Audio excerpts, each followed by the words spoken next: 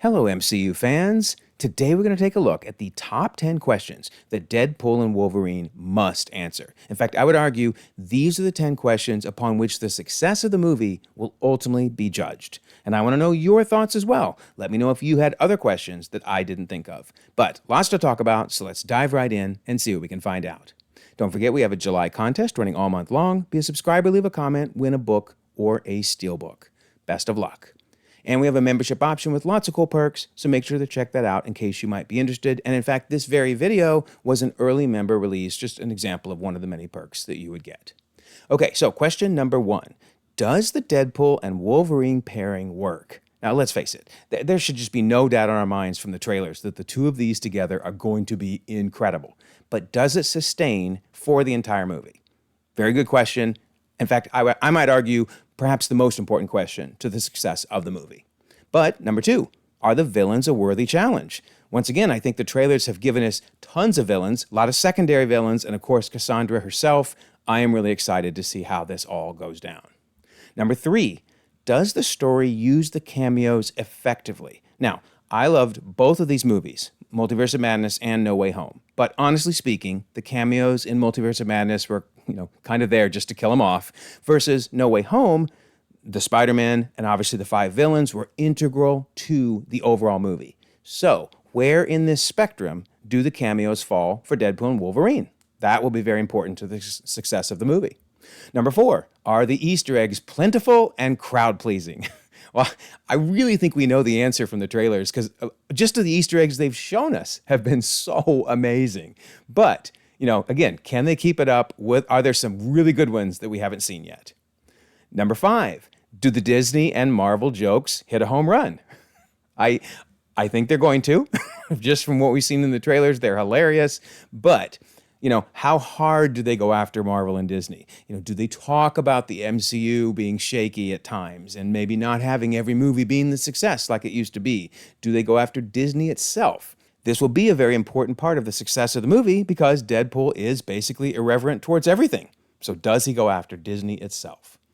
Number 6, are the portals explained in a way that makes sense? I mean, when they first showed this shot in the trailer, I think we all lost our collective minds. But how is this thing working? Is it a multiversal sling ring? Is it even a sling ring? Who has the sling ring? How does it work? So many questions around this simple image right here. And I do think it's very, very important that we walk away satisfied with the answer. Now, number 7 kind of has 2 parts to it. So 7A, do we learn how Paradox's TVA is tied to Loki's TVA? I mean, obviously there's many options. It could be that it's a subdivision. Maybe Paradox is a different division in the massive TVA that we saw in Loki. It could be that there's 2 TVAs. They have nothing to do with each other, and some other entity is running this TVA.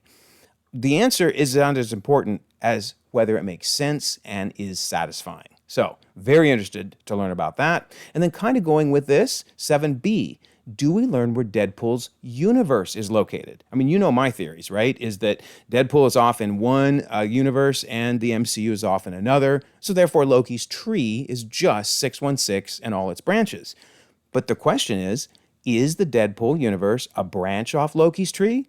Or is it a separate thing altogether? So in a way, that kind of ties to the whole TVA question, right? I mean, they kind of go hand in hand. So that's why I've made them 7A and 7B. But yeah, we really need to know, does this movie answer some of our multiversal questions and how everything fits together?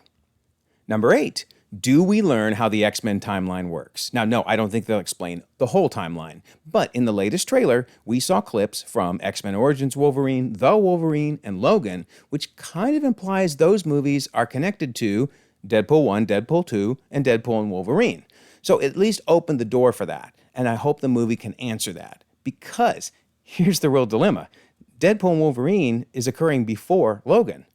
So Logan hasn't really died yet. The Wolverine in Deadpool's universe, if they're all connected, hasn't died yet. Because remember, in 2023, after Days of Future Past ended, this is what the X-Men looked like. And this was our Wolverine. So is this Wolverine alive in the time frame of Deadpool and Wolverine? So when this kid said, oh, look, that's Wolverine, did he say it because, well, he knows the Wolverine that we saw at the end of Days of Future Past? Or are all the movies not connected to each other after all? I don't think they're going to go in depth into this, but I would at least like a hint of what is happening with the Wolverine in Deadpool's universe. At least tell us that much. Please, please, please, please, please. Number 9, is Deadpool's final destination satisfying? In other words, where does he end up at the end of the movie? I think it'd be really cool if he ended up in the same place that the Beast here showed up, i.e. the post-credit scene of The Marvels. That would be a really cool way to tie those two movies together. Another possibility is he shows up in the MCU hanging out with Wong. He could also end up being stuck in the void, and he could even go back to his universe and sit on the couch with Blind Al as the movie ends. Probably not real satisfying. But anyway, the question is, where will he end up, and will we as fans be satisfied? And number 10, does the movie set up future storylines?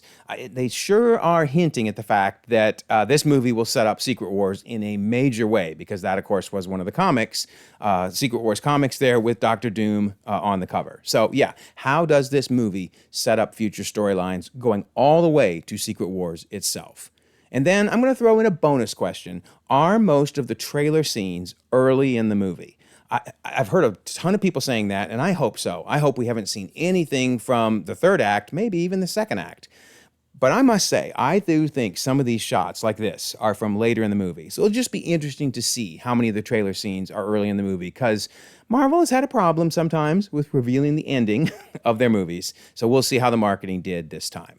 So there you have it. Those are the top 10, well, I guess technically 12 questions that I want to see answered in the movie and that I think will ultimately determine its success. But I'm going to bet you most of these are going to be a solid 10 out of 10. So let me know your thoughts. Did I get all the right questions? Did I miss any? You know I answer all the comments. So yeah, I really want to know your thoughts on this as well. And we're going to find out the answers in just a few short days. So I will be doing a spoiler-free review on Thursday when I see the movie, Thursday night, and then immediately dive into multiple spoiler-filled reviews. Cannot wait. It's going to be so much fun. So don't forget that July contest, win a book or a steelbook, and of course the membership option if you're interested in that.